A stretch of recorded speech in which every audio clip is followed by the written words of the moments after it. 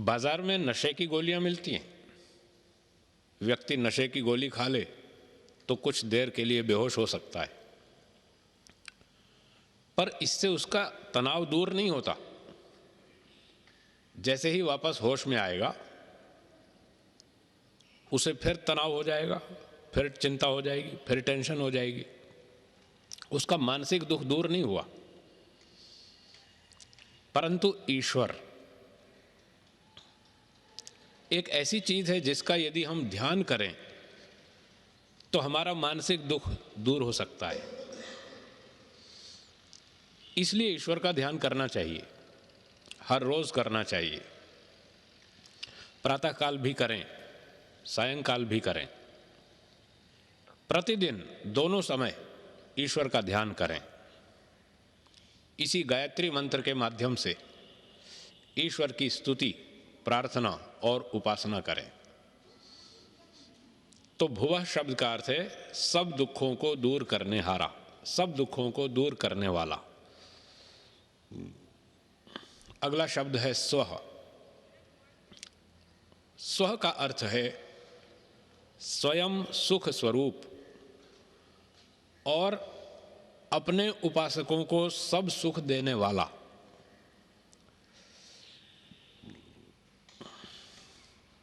ईश्वर स्वयं सुख स्वरूप है, आनंद स्वरूप है। अथर्ववेद के एक मंत्र में लिखा है, रसेन तृप्तः न कुतश्च नूनः। ईश्वर रस से, आनंद से तृप्त है, आनंद का भंडार है। ईश्वर में आनंद ही आनंद है। एक मोटा उदाहरण समझना हो तो यूं समझ सकते हैं, आपने कभी समुद्र देखा है? तो समुद्र में पानी ही पानी है। उसके किनारे पर हम खड़े हों तो हमें दूर तक पानी ही पानी दिखता है।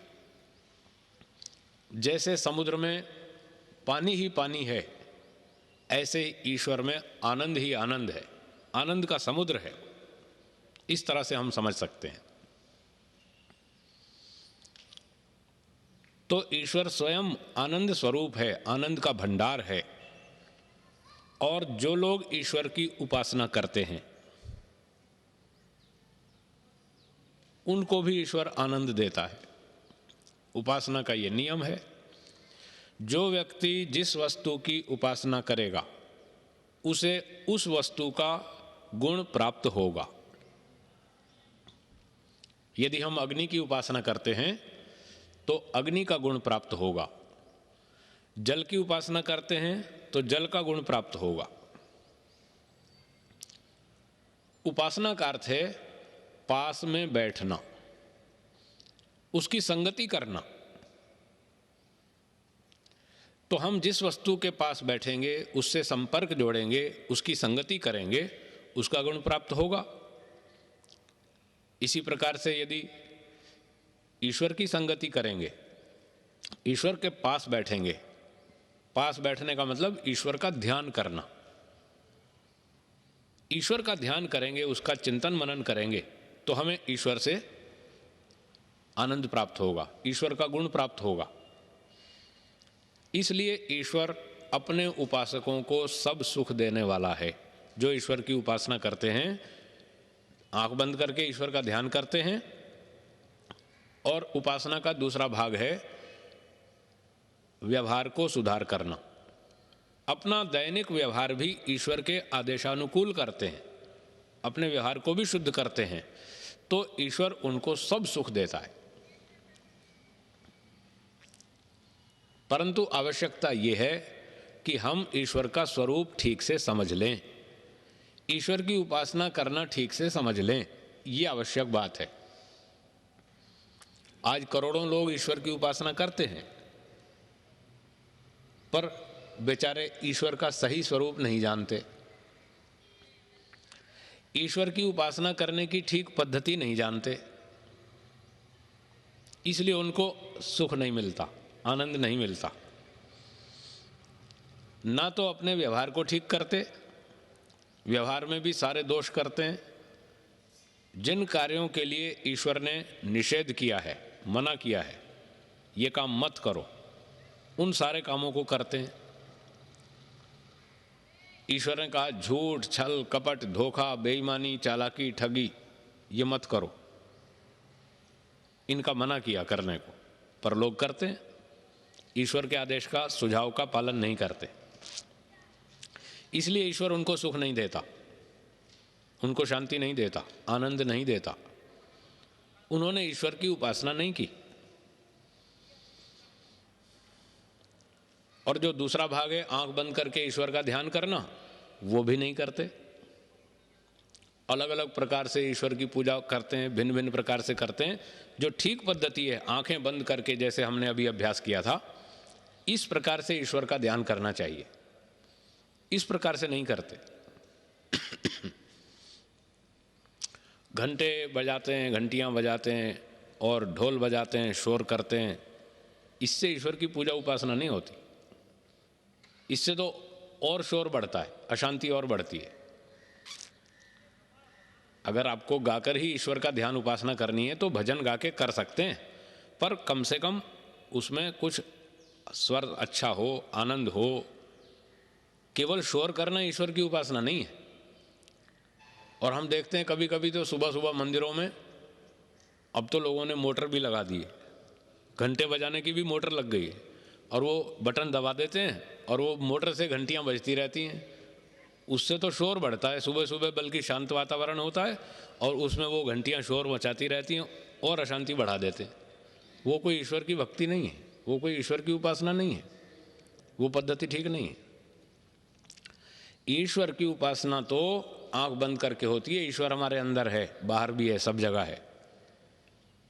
ईश्वर सर्वव्यापक है, परंतु हम सर्वव्यापक ईश्वर से बाहर मिल नहीं सकते। कहां मिल सकते हैं? अपने अंदर।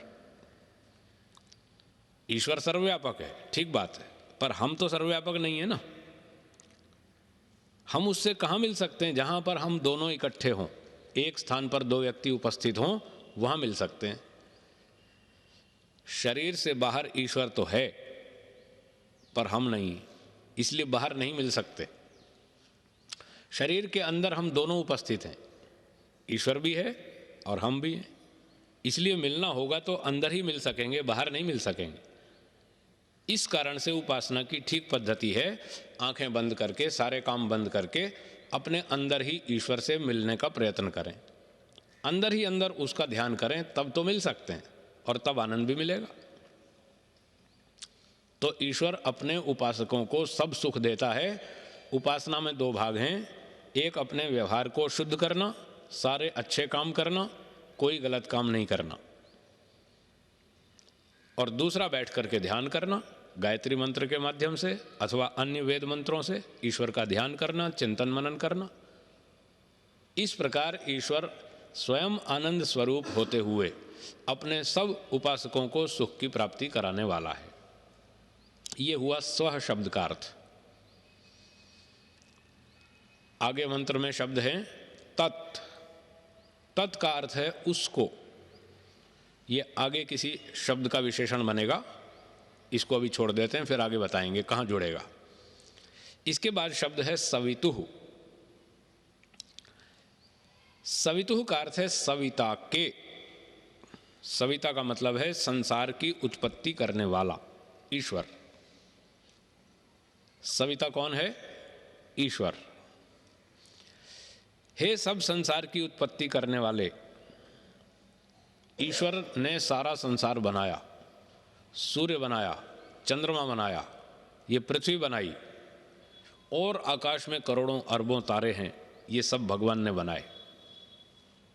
तरह तरह के प्राणी बनाए। हम देखते हैं मनुष्य के अतिरिक्त और बहुत से प्राणी दिखते हैं। गाय, घोड़ा, कुत्ता, बिल्ली, हाथी, मक्खी, मच्छर, चूहा, ऊंट, बंदर, तरह तरह के प्राणी भगवान ने बनाए। क्यों बनाए? क्या बिना ही कर्म फल के बना दिए या कर्मों के फल स्वरूप बनाए? कर्मों के फल स्वरूप बनाए। संसार में लाखों प्रकार की वस्तुएं बनाई, वृक्ष वनस्पतियां आप देखेंगे, हजारों लाखों प्रकार की वनस्पतियां, वृक्ष आपको मिलेंगे। ये सब ऐसे नहीं बनाए, ये सब कर्मों के फलस्वरूप बनाए। तो वनस्पतियां हैं, प्राणी हैं और बड़े बड़े पिंड हैं, सूर्य, चंद्रमा आदि आदि। ये सारा पदार्थ जगत ईश्वर ने बनाया। ये है सविता शब्द का अर्थ। सविता, उत्पन्न करने वाला, जगत की उत्पत्ति करने वाला ईश्वर। इसमें है षष्ठी विभक्ति का एक वचन, सवितुः। हे संसार की उत्पत्ति करने वाले ईश्वर आपके, और इसी के साथ आगे एक शब्द है देवस्य। देवस्य भी ईश्वर के लिए आया। ईश्वर देव है।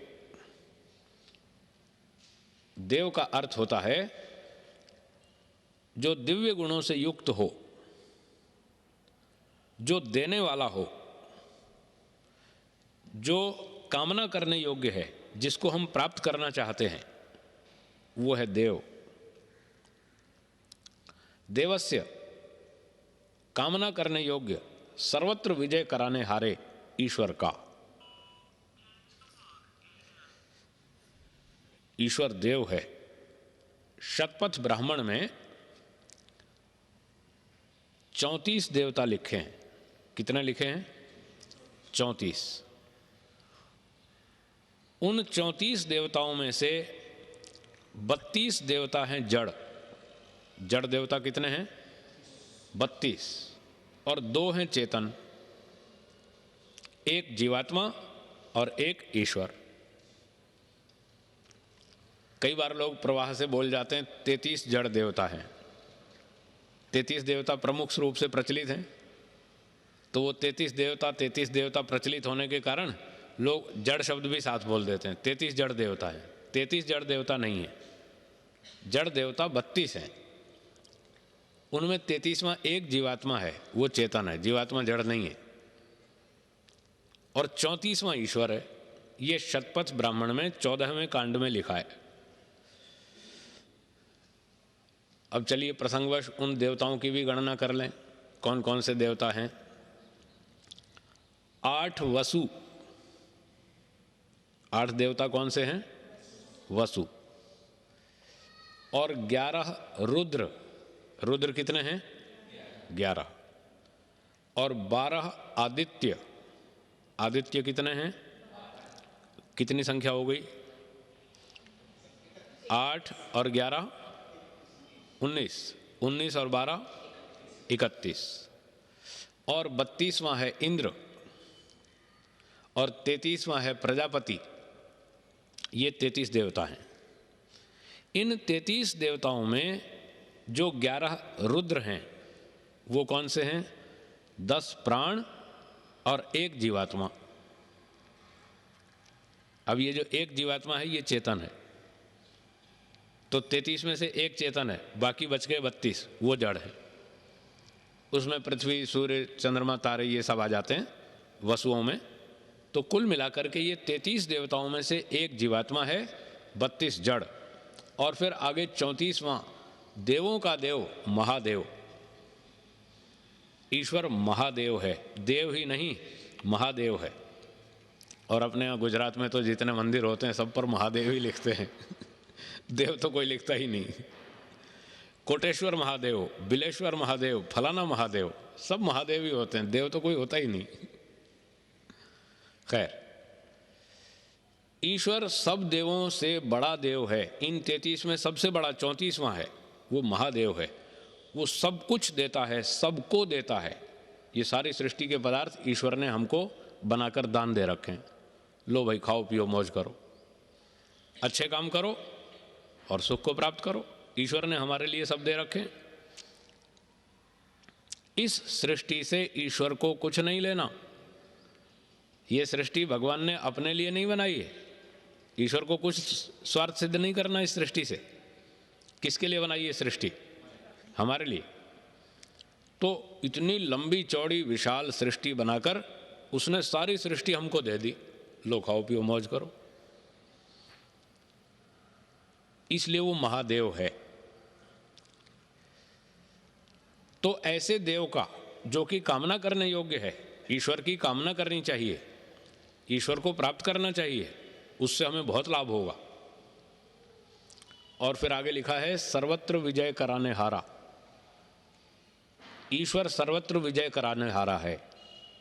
जिस भी जीवन के क्षेत्र में हम ईश्वर को अपने साथ जोड़ लेंगे, हमारी विजय होगी। और जीवन के जिस भी क्षेत्र में हम ईश्वर को छोड़ देंगे, वहीं हमको मार खानी पड़ेगी, वहीं हम असफल हो जाएंगे, वहीं हमको दुख भोगने पड़ेंगे। इसलिए महर्षि दयानंद जी ने लिखा, ये महर्षि दयानंद जी का अर्थ है, सर्वत्र विजय कराने हारे। ईश्वर सब जगह हमारी विजय कराता है। आवश्यकता इतनी है कि हम ईश्वर को अपने साथ जोड़कर चलें, फिर हम कहीं हार नहीं खाएंगे, कहीं मार नहीं खाएंगे, सब जगह हम जीतेंगे। ऐसा देव है, सब जगह हमें जीत दिलाने वाला है, विजय प्राप्त कराने हारा है।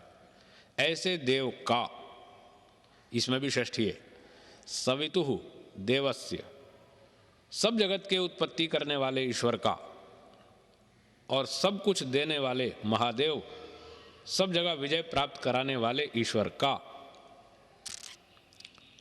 आगे शब्द है वरेण्यम, और ये विशेषण है भर्गः शब्द का। ऐसे ईश्वर का जो वरेण्यम भर्गः है। वरेण्यम का अर्थ है अति श्रेष्ठ, ग्रहण और ध्यान करने योग्य। कौन? भर्गः। भर्गः का अर्थ है शुद्ध स्वरूप। ईश्वर का जो शुद्ध स्वरूप है, और वो शुद्ध स्वरूप कैसा है? अति श्रेष्ठ, ग्रहण करने योग्य, ध्यान करने योग्य ईश्वर का शुद्ध स्वरूप है।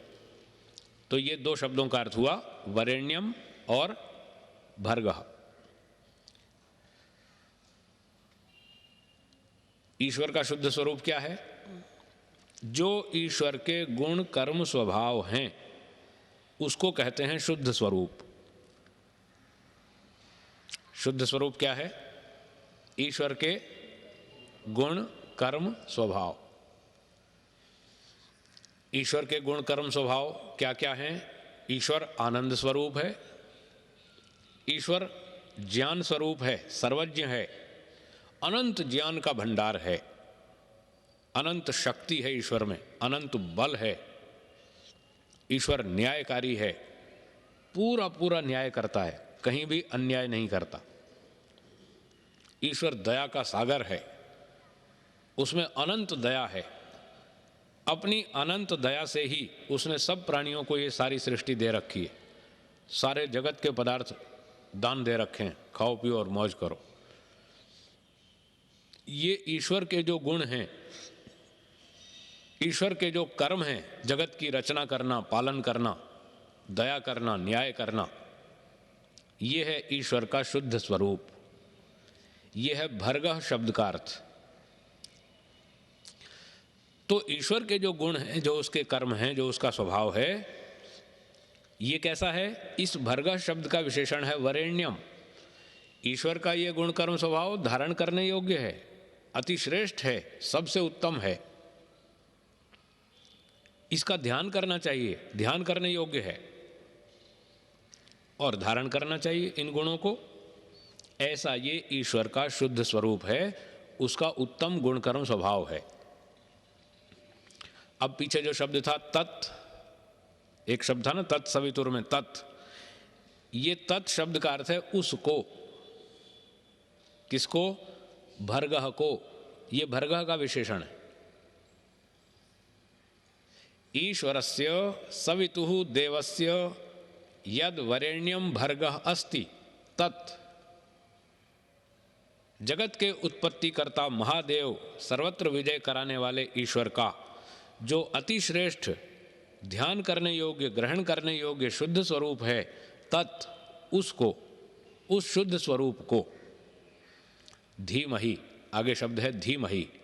धीमहि का अर्थ है हम धारण करें। ये है उपासना। मैंने निवेदन किया था, इस मंत्र में तीनों बातें हैं। ईश्वर की स्तुति भी है, उसकी प्रार्थना भी है और उपासना भी है।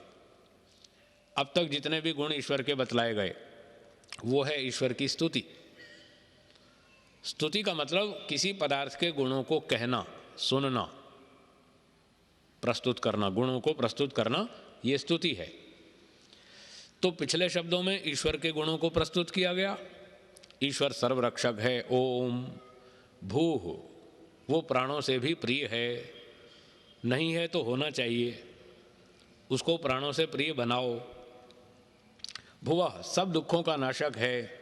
स्वः, सुख स्वरूप है और सब उपासकों को सुख देता है। ये ईश्वर के गुण बताए जा रहे हैं, ईश्वर की स्तुति हो रही है। सवितुः, सब जगत को उत्पन्न करने वाला है, ये ईश्वर की स्तुति है। देवस्य, सब जगह विजय प्राप्त कराने वाला है, देवों का भी देव, महादेव है, ये ईश्वर की स्तुति हो रही है। और उस ईश्वर का वरेण्यम भर्गः, सब क्लेशों को भस्म करने हारा शुद्ध स्वरूप है। ईश्वर का जो शुद्ध स्वरूप है वो सब क्लेशों का भस्म करने हारा है, सब दुखों को दूर करने हारा है। जब हम ईश्वर के गुण कर्म को धारण करेंगे, न्यायकारी है, तो हम भी न्यायकारी बनेंगे। हमने ईश्वर के गुण को धारण किया। ईश्वर दयालु है, हम भी दयालु बनेंगे। इसका अर्थ है कि हमने ईश्वर के गुण को धारण किया। ईश्वर परोपकारी है, हम भी परोपकारी बनेंगे। इसका अर्थ है हमने ईश्वर के गुण को धारण किया। तो जब इन गुणों को धारण करेंगे तो ईश्वर के गुण सब क्लेशों को भस्म कर देंगे, सब क्लेशों को नष्ट कर देंगे। इसलिए जो भर्गः है, सब क्लेशों को भस्म करने हारा, ईश्वर का शुद्ध स्वरूप है। ऐसे यहां तक चर्चा हुई ईश्वर के गुणों की, ये है स्तुति। और अब जो शब्द आया धीमहि, तत् धीमहि, ईश्वर के शुद्ध स्वरूप को हम लोग धारण करें, ये है उपासना। क्योंकि उपासना का नियम है, जिस वस्तु की उपासना करेंगे उसके गुण हमें प्राप्त होंगे। तो धीमहि शब्द में ये कहा, हम ईश्वर के शुद्ध स्वरूप को धारण करें, उपासना करेंगे तो गुण हमारे अंदर आ जाएंगे। हमने गुण धारण कर लिए, ये उपासना का संकेत है।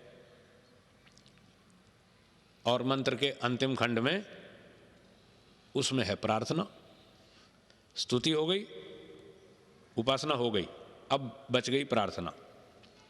अंतिम खंड में देखिए, धियो यो नः प्रचोदयात्। धियः, धियः का अर्थ है बुद्धियों को, बहुवचन है। यह, जो, ये ईश्वर के लिए आया, यह जो ईश्वर, नः, हम सब की, ये नः शब्द भी बहुवचन है। अस्मत् शब्द में, उत्तम पुरुष में, ये षष्ठी का बहुवचन है, नः, हम सब की, धियः, बुद्धियों को, इस तरह अन्वय करेंगे।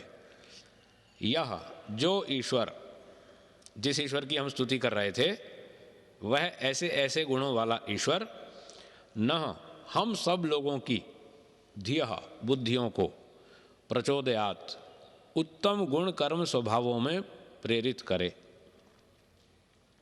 ये प्रार्थना है भगवान से, हे भगवान, आप हम सबकी बुद्धि को अच्छे गुण कर्मों में प्रेरित कीजिए, हमें बुराई से बचाइए, हमारी बुद्धि को अच्छे मार्ग पर चलाइए, सेवा में, दान में, दया में, त्याग में, शांति में, रक्षा में, अच्छे गुणों में हमें प्रवृत्त कीजिए।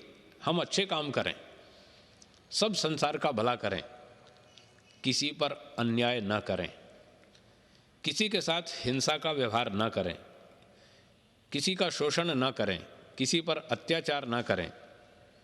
इन बुराइयों से हमारी बुद्धि को दूर कीजिए और अच्छे मार्ग में हमारी बुद्धि को प्रेरित कीजिए।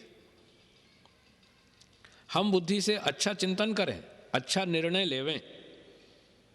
बड़ा कठिन है आज के ज़माने में, व्यक्ति बुद्धि से अच्छा सोचे और अच्छा निर्णय ले, आजकल के वातावरण में बड़ा कठिन है।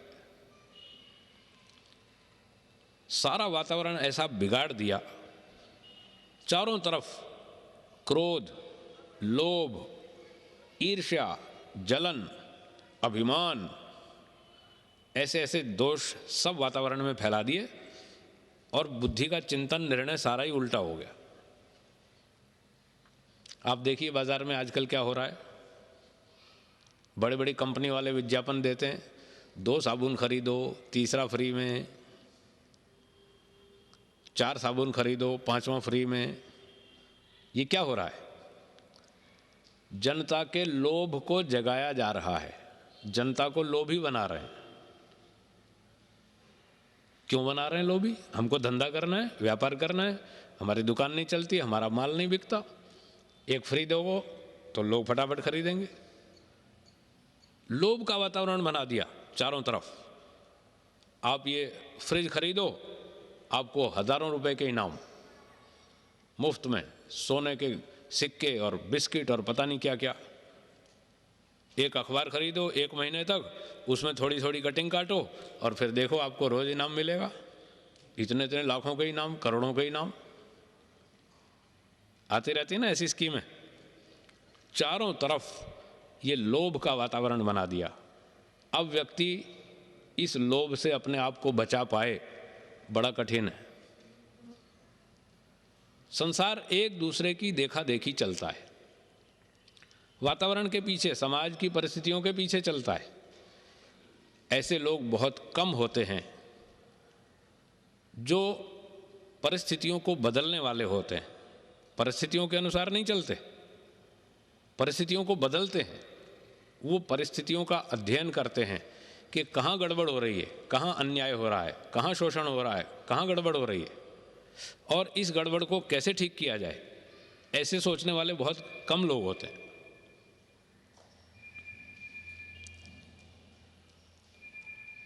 तो जो व्यक्ति अपने मन को नियंत्रित रखता है, अपनी बुद्धि को नियंत्रित रखता है, वो इन दोषों को जीत सकता है, वो समाज को बदल सकता है, समाज की परिस्थितियों में परिवर्तन ला सकता है।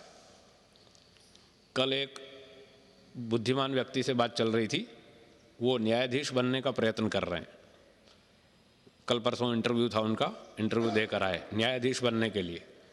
उनसे बात चल रही थी तो लगभग घंटा 1.5 घंटा बातचीत चली। तो न्याय प्रक्रिया में कहाँ कहाँ दोष हैं, इस पर विचार विमर्श हुआ। तो कहने लगे जी न्यायाधीश तो जो कागज पर लिखा है उसी के अनुसार अपना निर्णय देता है। जो भी पुलिस ने केस बनाया वो तो उस लिखे हुए के आधार पर अपना निर्णय देता है। कभी कभी न्यायाधीश को शंका होती है कि केस ठीक प्रस्तुत नहीं किया गया, निर्दोष व्यक्ति को फंसाया जा रहा है और दोषी को बचाया जा रहा है, ऐसा ऐसा न्यायाधीश को प्रतीत होता है। तो वो पूछने लगे तब क्या न्यायाधीश को वहाँ पर दोष लगेगा, क्योंकि उसने तो लिखे हुए के आधार पर निर्णय देना है। मैंने कहा बिल्कुल दोष लगेगा। अगर न्यायाधीश को ये पता चल रहा है, उसका मन कह रहा है कि यहाँ गड़बड़ है, अन्याय हो रहा है, तो उसको ये अधिकार होना चाहिए कि वो फिर से दोबारा खोज करे, इन्वेस्टिगेशन करे और सही अपराधी को ढूंढे और उसको दंड दे। तो मैंने कहा कि सही अपराधी को ढूंढे, फिर से इन्वेस्टिगेशन करे और सही अपराधी को ढूंढकर उसको दंडित करे, ये न्यायाधीश का कर्तव्य है। यदि वो उन परिस्थितियों में और उन प्रतिबंधों में बंद करके लिखता है निर्णय अपना, तो वो न्याय नहीं हुआ, उसको दोष लगेगा, उसको भी दंड मिलेगा, भले उसको कम मिलेगा। और जैसा केस गलत प्रस्तुत किया गया, प्रस्तुत करने वालों को अधिक दंड मिलेगा। और वो बंधा हुआ है, प्रतिबंधित है कि इससे आगे तो मैं कुछ कर नहीं सकता, लिखे हुए पर ही मैंने निर्णय करना है। तो मैंने कहा अगर उसमें दोष दिखता है तो उस कानून को बदलवाओ। न्यायाधीश का ये कर्तव्य है कि सारे न्यायाधीशों में इस बात को ऊपर उठाए, आवाज़ उठाए और उस कानून में संशोधन करवाए कि न्यायाधीश को ये अधिकार होना चाहिए कि वो जब चाहे जहाँ चाहे उसकी पूरी इन्वेस्टिगेशन करे उस अपराधी की। तो वो कहने लगे हमारे देश में तो इंग्लैंड का जो अनुवर्तन होता है, इंग्लैंड की नीति का यहाँ अनुवर्तन होता है। इंग्लैंड की नीति क्या है कि इंग्लैंड वालों की नीति यह है कि चाहे 10 अपराधी, सच्चे अपराधी छूट जाएं, उनको दंड ना मिले, पर एक निर्दोष को दंड नहीं मिलना चाहिए। ध्यान से सुनिएगा इस बात को। चाहे 10 असली अपराधी छूट जाएं, दंड ना मिले उनको, पर निर्दोष को एक को भी दंड नहीं मिलना चाहिए। ये उनकी नीति है और उसी नीति पर हमारे देश में सारा कार्यक्रम चल रहा है, न्याय प्रक्रिया जो भी चल रही है। मैंने उस पर फिर चिंतन किया, मैंने कहा ये पद्धति ठीक नहीं है, ये नीति उचित नहीं है। 10 अपराधी छूट गए, वास्तव में अपराधी थे, आपने छोड़ दिया, तो वो देश में क्या करेंगे? जनता को सुख देंगे? वो तो दुख देंगे। मैंने इसके विपरीत एक पक्ष प्रस्तुत किया, अभी उनसे बात नहीं हुई, उनसे बात करूंगा। बाद में मैंने चिंतन किया, मुझे एक दूसरा पक्ष समझ में आया। दूसरा पक्ष ये है कि 10 सच्चे अपराधी और एक निर्दोष, 11 व्यक्ति। दूसरा पक्ष ये है कि 10 अपराधियों में से एक भी बचकर नहीं जाना चाहिए, सबको दंड मिलना चाहिए, भले ही एक 11वां निर्दोष को भी मिल जाए।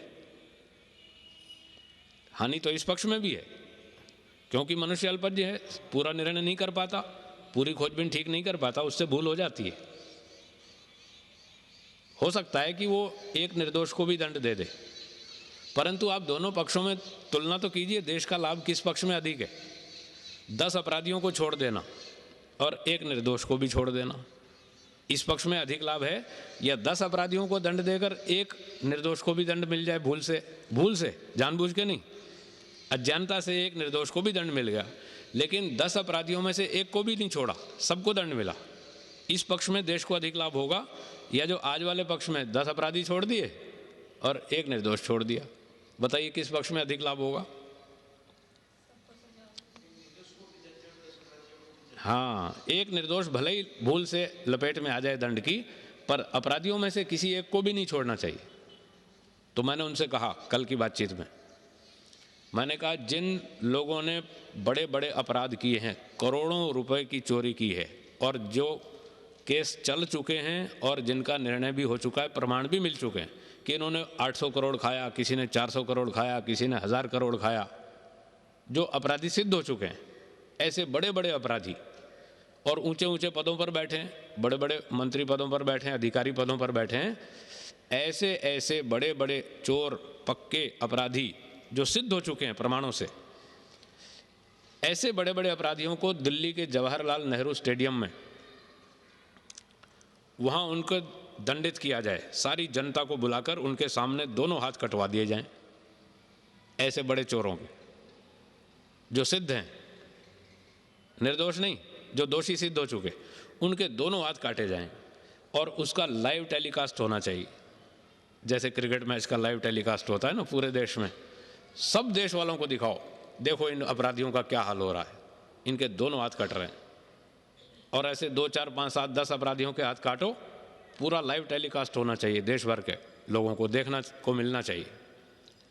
और जिस व्यक्ति ने वो टेलीकास्ट नहीं देखा, उसके लिए अगले दिन समाचार पत्रों में प्रथम पृष्ठ पर उनकी फोटो आनी चाहिए, देखो इनके हाथ कटे। जिसने टीवी नहीं देखा वो अखबार पढ़े और वहाँ फोटो देखे।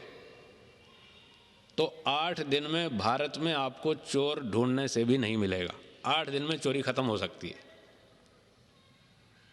इसका ये परिणाम होगा।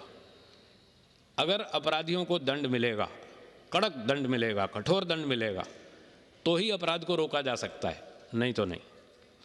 और इसका प्रमाण भारत और अरब देशों में आज भी आप देख सकते हैं। भारत में चोरी खूब होती है, रोज नए नए घोटाले होते हैं, आप अखबार उठाइए, रोज आपको कोई ना कोई घोटाला मिलेगा। अभी वो तेल की कांड चल रहा है, कभी कोई कांड चलता है, कभी कोई कांड चलता है, कोई बोफोर्स तोप का है, कोई चारे का घोटाला है, कोई कौन सा घोटाला है, वो एक स्टैम्प पेपर का चल रहा है, कोई कुछ चल रहा है।